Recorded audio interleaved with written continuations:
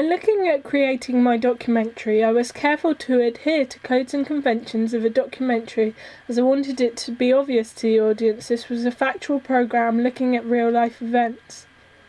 The first convention I looked at was a voiceover.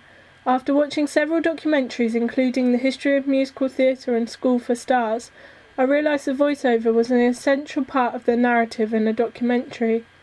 Some documentaries use both voiceover and footage of the presenter, but I decided as to not distract from the narrative just to keep my presenter as a voiceover.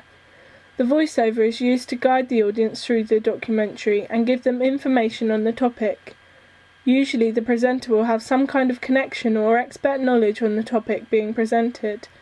I originally envisaged my friend Lauren doing the voiceover, as she is a young person looking for work in this industry, such as the people represented in the documentary. When plans fell through for her to voice the piece, I decided to present the documentary as, like Lauren and the cast, I look to pursue a career in the performing arts. Another convention I wished to obey was the idea of using real footage. Throughout my documentary, with the exception of interviews, I used real footage with no directorial influence over what was happening. It felt more organic to let the action play out in front of me and allowed a natural flow to the narration. By using this footage, it helped to enhance the situation these young people were in and helped to tell the story. An additional convention I looked at was interviews with experts, where I got in touch with some connections of mine who work in the performing arts industry.